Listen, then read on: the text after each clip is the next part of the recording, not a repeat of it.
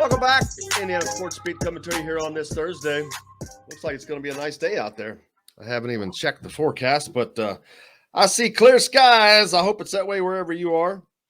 72 degrees right now. That's lovely. That's Chamber of Commerce weather, man. Going to be, just low 80s. Hello. That's what you like to see. Dustin Schutte got the bold predictions for Indiana football out in Saturday tradition. What's your boldest prediction? Well, my boldest prediction, I think that so doing my research, I found out that no Indiana defensive player has ever won a major Big Ten award. That's not meaning all Big Ten. That means they've never been a linebacker of the year, defensive lineman of the year, defensive player of the year, defensive back of the year. I think that somebody on Indiana's team breaks that trend this year. I think that they'll have a player who is the linebacker, probably not defensive lineman. I don't think that they'll have a defensive lineman of the year, but I think either McFadden was All-American last year. I think Micah McFadden could be the linebacker of the year. I think a guy like Tywan Mullen or Jalen Williams, I think one of those two guys could be defensive back of the year. Obviously, you have to compete with a lot of really good players, but I think that Indiana's defense is going to be strong enough. I think McFadden has the best chance. He's good in pass defense. He obviously has a nose for the football. He led the Big Ten in sacks a season ago. If he can put up those kind of numbers again this season, I mean, he was one of the top tacklers. I think he had double-digit tackles for loss. He had 6 sacks, which led the Big Ten, and I think he had 2 interceptions last season. So if he's able to replicate some of that and be on a really good Indiana team and a really good Indiana defense, I think he's got a great chance to be the linebacker of the year. I like Tywan Mullen and Jalen Williams too, but there's so many good defensive backs in the Big Ten that's a tougher award to win, in my opinion. There's so many good defensive backs on Indiana's team. Alone. Yeah, they're fighting with themselves, really. It's hard to stand out. I mean, they had 16, 17 interceptions last year. Yeah. It's hard to stand out. Is even though that Tywan Mullen will play in the NFL on Sundays, it's hard to stand out in this group. That's exactly what I was going to say. Although we know that Tywan Mullen does stand out, you've got some that secondary is loaded, man. They may have the best secondary in the Big Ten and one of the best in the country. Right. Well, and this kind of goes back to the argument in 2000. I think it was 19 when Jeff Okudah at Ohio State. He was probably the best defensive back in the Big Ten, but he didn't win. He got beat by Antoine Winfield Jr. Now, I mean, either way you could go. You can't make a wrong decision there. But the point being is that Antoine Winfield Jr. had much better numbers because Minnesota's secondary was not quite as good. When you have a secondary with Ohio State where you have Jeff Okudah, Damon Arnett, Sean Wade, those guys, it's hard to stand out because everybody's so good. So it's a tough award to win. And you're not always going to be able to get 8 interceptions because if you're a really good corner or really good, guys aren't going to throw the ball your direction. So that's part of it too. If you can lock down guys, you may not have the kind of numbers because they're just not throwing the football your direction. It's a tough award. That's why I like McFadden for the linebacker of the year. But those two guys I mentioned, you can throw, Reese Taylor into that mix too. Marcelino Ball-McCreary, that's another. He's coming back from injury. There's so many good guys in that secondary. I mean, Indiana's going to have one of the best back sevens in the Big Ten this year. And they're planning on using it that way. So your bold predictions, what are they?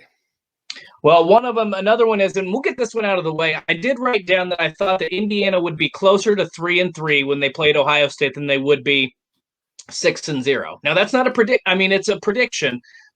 Nobody cares if I, give the record out or whatever. But you look at that schedule. You have to play a ranked Iowa team. You have to play a ranked Cincinnati team. You have to play a ranked Penn State team. I think the very real scenario is 4-2, maybe 5-1. But let's put this together. I would not be surprised if Indiana, after the Ohio State game, is 4-3, and then finishes out 9-3. That back half of that schedule is so much easier. You have Michigan, you have Purdue, you have Maryland, you have Rutgers, and I can't remember one other team, Minnesota. So, and Minnesota's going to be good too. So, I don't think that Indiana is going to be undefeated going into that game. I think they'll at best be 5-1 because I think Penn State's got that game's going to have they're out for revenge. There's also so many other factors. Indiana's got to play these games. They got to go to Iowa. They have to go to Penn State. They have to play in front of a crowd, which they even before the pandemic they played in front of crowds. But it's really different when you're Indiana of old and nobody really paid much attention to you as to now when you have a target on your back and people are going to be amped up for that game because you were all over. People want to beat you now. You were the Cinderella story of college football. So, people are going to start to take that game a lot more seriously. So I think there's a ton of pressure. I still think Indiana is really good. I still think they'll win 8 or 9 games in the regular season. I think that people are putting a make or break season on whether or not they're undefeated playing Ohio State, and I don't think that's the case. And by the way, I still think they can beat Ohio State. So. I don't think that they're going to be undefeated when they get to Ohio State. I think they could be, but I see the scenario of 5-1. I see them winning all their other games. Now, can they lose at Iowa? Well, hell yeah. It's a tough place to play against a good program. Can they lose to Cincinnati? Yeah, they're a top 10 team. Correct. And of course, you go to Penn State. That's an impossible chore on paper. Right. But I think they can win that game because they damn near won it 2 years ago. They did. But I think that they go to Iowa and win. I think that if they're 5-1 coming up against Ohio State, they're going to be pretty happy. Of course, they'd be happier if they were 6-0, but I think that's going to be 5-1. And I think that Ohio State game is going to be a thriller. I don't know what does Ohio State have at quarterback? A really good player. It doesn't matter who they have. Well, we know that. Last year we knew exactly what they had. Right. We knew they had Justin Fields coming back from another year. So now we know that they've got good players, but it's somebody that we haven't seen play. Well, here's a comparison I would make. So CJ Stroud has separated himself, is what Ryan Day has said. So he's probably going to be their starter. So 2 things I'd like to point out here. Number 1 is that Ryan Day has coached 2 first-year starters, Dwayne Haskins in 2018 and Justin Fields in 2019. Both were Big Ten Offensive Player of the Year. Both were Heisman Trophy finalists in their first year as a starter. So that tells me Ryan Day knows how to develop talent. The other thing about this is I get the vibe kind of that 2014 Ohio State team. Not to say that they're going to make a college football playoff run, but they had Braxton Miller started the year at quarterback. He got injured. JT Barrett then played all 12 games of the regular season. He got hurt in the final against Michigan, and then they had to bring in Cardell Jones to play. It did not matter. Their talent at wide receiver and their talent on the offensive line was so good. You and I could have probably played quarterback and just heaved the ball up, and one of those guys was going to come down with it 9 times out of 10. They have that kind of talent at wide receiver with Garrett Wilson, Chris Olave, Jackson Smith-Njigba, Julian Fleming, Marvin Harrison Jr., Emeka Egbuka. I mean, I could go on and on. So I think that the quarterback situation is going to be overblown because they just have so much talent at wide receiver that I don't think it really matters. As long as the guy doesn't throw it to the defense every time, I think Ohio State's quarterback play is going to be fine. And Indiana did intercept him, Justin Fields last year. How many times did they pick him off last year? 3 or 4. Yeah, three times, I think. Yeah, so it's going to be just an interesting season. Looking forward to it, but we can't get past the first game. It's going to be interesting to watch that. I made a comment on Twitter on Louisville last night, something about their uniforms. I'm like, is Louisville's biggest concern their uniforms? Oh man, that's just set off a blaze. Oh, an IU fan. I'm like, first of all, I'm not doing this as a fan. I'm just making a comment. But right. I'm like, if this is firing them up that much, I'm like, they must have much bigger problems than their uniforms. But it cracks me up. But you have to know that if you're going to call another team out, then you obviously are a fan of another team, and that's just the way Twitter works nowadays. Obviously, you got to be some sort of homer. Yeah, you're not allowed to make a comment about them. But Idaho comes in, of course, and then Cincinnati. I don't know how good Cincinnati really is I Do don't we either. know how good Cincinnati really is? Because they're not really challenged that often. And anybody Right. can gear up for, if you got a big game, well, everybody can get geared up for that game. But Right. when you're playing at Iowa, and then you've got Cincinnati, and then you've got Penn State, then Michigan State, then Ohio State, you don't have to worry about getting geared up for one game. You got to get geared up every week. Yeah, and especially, I mean, look, Rutgers is better. Minnesota's going to be better. Maryland's going to be better. Like, I say that Everybody, yeah, you're right. Indiana has a target from those teams, especially. Exactly. The Penn States can't lose to them because they want to maintain superiority. Right. Minnesota and Maryland and Rutgers are trying to get to where Indiana is. So Indiana's got a target in both directions.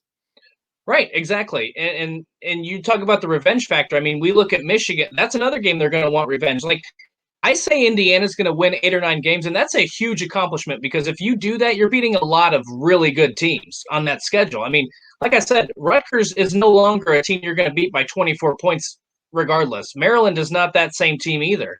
So it's very difficult. I could see a scenario. Let me just say this. It's not impossible. I think Indiana is very capable of being 6-0 when that Ohio State game is there. I also think that there's enough talent or enough difficult games on that schedule where they could potentially be 3-3, where your wins are Idaho, Western Kentucky, and Michigan State. I think they're probably closer to that 4-2, 5-1 range. But I mean, it's just such an interesting schedule, and the way it plays out too, all season long. It's basically like, I hate to define it this way because a lot of tough games are in the Big Ten, but it's like tough game, easy game, tough game. I mean, the way it works out is you're going to get.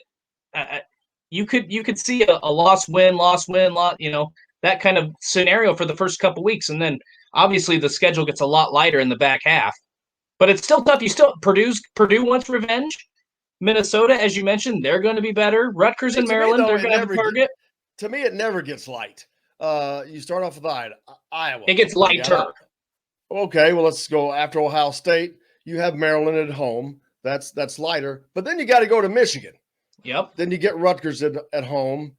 But then you have to host Minnesota, who is they're what, 2 years away from an 11-win season. And then you have to go to Purdue, a rivalry game, which that game is going to take on a big the rivalry is really going to start to come back because of things that have happened of late. I talked about that yesterday. You've got Samson James that transferred there, DeMarje Lewis that transferred there, Joe Strickland that chose Purdue. So I'm looking forward to the Mark Hagan, who I'm looking forward to the rivalry part returning in all of that. So that makes it fun. You know what would be awesome too is if the rivalry game. How fun would it be if for a couple seasons in a row we had, instead of 5-6 Indiana and 5-6 Purdue, we had 8-4 or 8-3 Purdue and 9-2 Indiana. You know, I think that I thought I had a lot more confidence in Jeff Brom a couple of years ago. We'll see what happens this year, but man, it would be so fun if these two programs would have, instead of battling for bowl eligibility, let's battle for a 10-win season. Let's be two really good teams and fill those stadiums. And that brings to mind, we were talking about Scott Frost early and his inability to, in 4 years, to move the Nebraska program. Purdue has not moved really under Jeff, and Jeff's a great guy, great coach, great offensive mind, but they haven't really seen much. And they're in the weak western side of the Big Ten. Tom Allen has done what he's done while dealing with Michigan and Michigan State and Ohio State and Penn State. I'm like, dude, the western side, if you can't build up the programs on the western side, that's the easy, quiet place to be. Yeah. I mean, you could make that. I mean, I don't know. It's tough. Wisconsin, it is easier, but you still have Wisconsin, much easier. Iowa. Look at Northwestern, Minnesota. I mean, I don't know. I'm not disagreeing with you, but it's not as easy. Plus, you got to look. It should be. Let me give you this. It should be easier at Nebraska to do that than it should be at Purdue. because Nebraska should have a better recruiting. I mean, they've had multiple top 25. I think every class that Scott Frost has brought in has been a top 25 class. I'd have to look at the rankings. I'm not sure. But a lot of those guys have left. It should have been easier for Nebraska to reestablish itself near the top of the Big Ten West than it is Purdue. But both divisions Scott are really Frost tough. You just don't have the top heavy. You don't have Ohio State and Penn State is basically what you're boiled down to. Because Michigan and Wisconsin are probably. That's your bold prediction? Well, I've made the prediction that I think that 3 coaches are on the hot seat: Scott Frost, Jim Harbaugh, and Jeff Brom. And I don't know which one, but one of those 3 will not be back next season. I'd go with Scott Frost right now. Well, but I can tell you who will be back. We will. Right after this, we got to take a break. Great segue, Dustin. Perfect. Back with more Indiana Sports Beat Radio right after this.